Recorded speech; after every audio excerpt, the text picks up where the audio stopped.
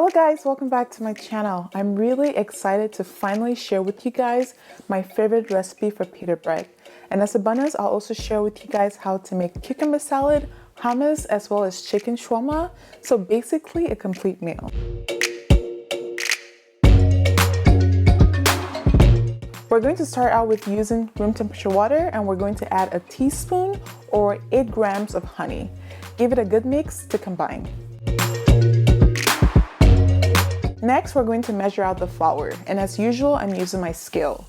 You need a total of 400 grams of flour, and you can either use all whole wheat flour or you can only use bread flour. I found using 350 grams of bread flour and 50 grams of whole wheat flour gives me the fluffiest pita bread.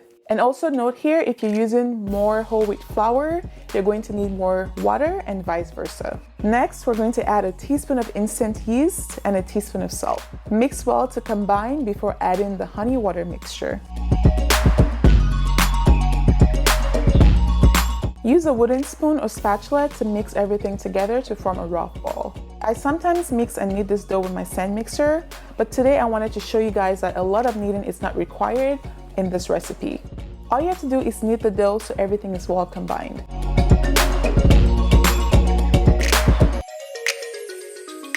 If the dough is very soft and sticky, add about a tablespoon of flour at a time, but don't add more than a quarter cup of flour.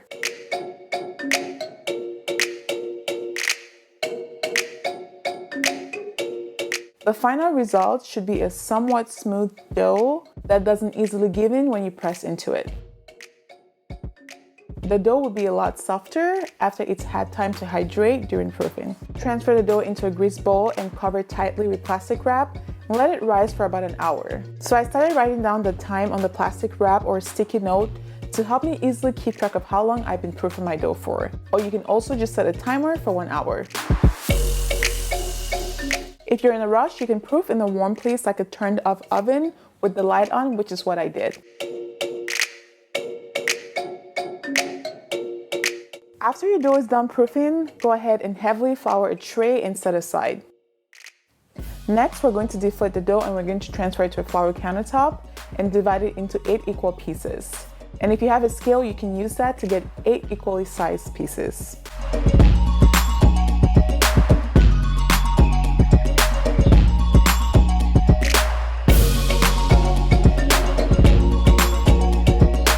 Next, form each piece into a ball by pulling on the sides and using your fingers on one hand, push the dough inwards.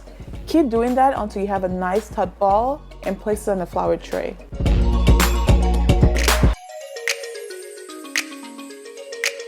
So go ahead and repeat with the remaining pieces. And when you're done, cover the balls with a clean kitchen towel and let them rise for about 20 minutes. While the dough is rising, we're going to go ahead and start working on the other ingredients for this meal. I like adding red bell peppers to my hummus, so I'm going to go ahead and roast them skin side up using the broil setting in my oven on high. So make sure you pay attention to this because they burn really easily, especially if you have them high up in the oven.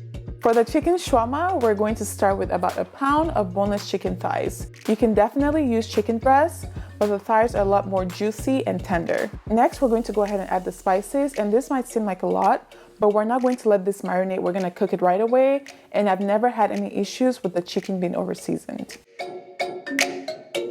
After adding the spices, go ahead and mix well and transfer the chicken to a baking sheet lined with foil paper.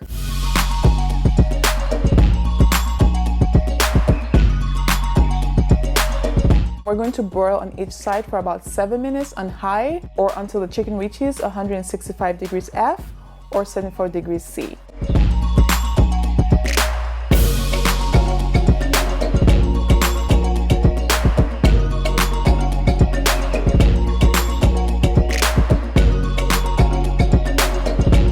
So after your 20 minutes are up on the dough, we're going to roll each piece to about an 8-inch disc. If the dough is sticky, lightly flour your countertop and rolling pin. Roll the dough to a thickness of about 1/4 inch or 0.6 centimeters.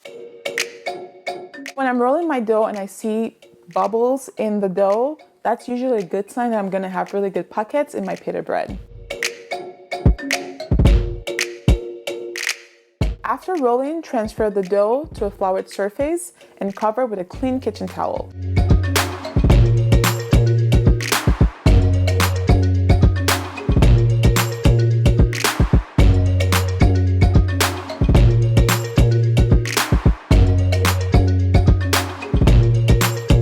After rolling all the remaining pieces, go ahead and let them rise for 5 minutes. Alright, onto the hummus. I usually don't skin my peppers, but because this one's burnt up pretty bad, I took some of the skin off. So go ahead and combine all of the hummus ingredients into a blender or food processor and blend.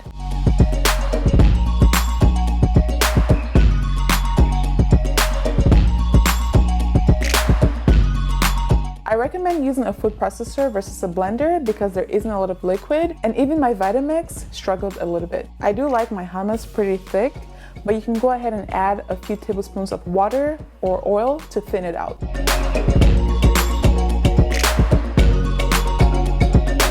After making the hummus, go ahead and transfer into a bowl, and you can garnish with spices like za'atar or use some olive oil.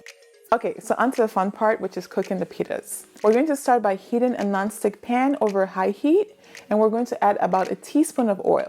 Use a paper towel to evenly disperse the oil as well as soak up the excess oil. After your pan is very hot and just about to smoke, reduce to medium heat and gently place your dough in the pan. So once you see little bubbles starting to form, go ahead and flip and wait for about 15 to 20 seconds. And if the dough doesn't start to rise, go ahead and flip again.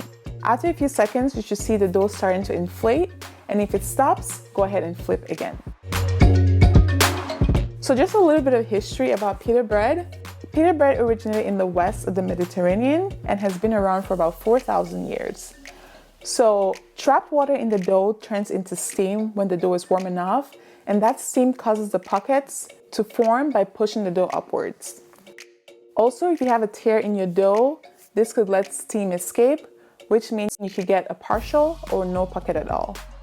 So if you don't have enough steam because your dough is too dry, or if you didn't roll your dough thin enough, this might cause the pockets not to form.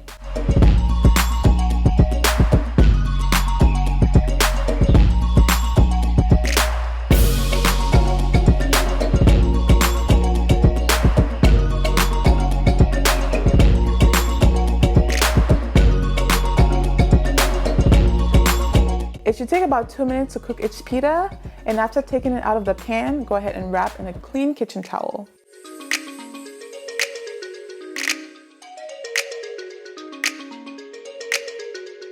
So this is really why I love this recipe, because each time I use it, I get nice and fluffy pitas with even pockets.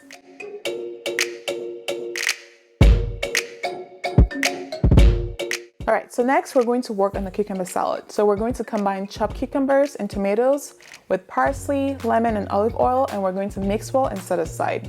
So I really don't like having cold cucumber salad with my pita, so I like to make it right before I eat it, but you can definitely make it ahead of time. So at this point, your chicken shawarma should be ready, so go ahead and chop them into tiny pieces. So just a note here, we did use turmeric in the chicken, and turmeric stains very easily. So I'm using a chopping board that I don't really care that much about. Alright, so we are finally done, and I'm going to show you how I assemble my Mediterranean meal. But you can definitely eat this however you want. So first we're going to spread that delicious hummus on one side of the pita, and then we're going to add the cucumber salad and then the chicken. And there you have it, homemade pita with hummus, cucumber salad, and chicken shawarma. If you have any leftovers, place them in a Ziploc bag and store them in the fridge. They should last about 2 to 3 days.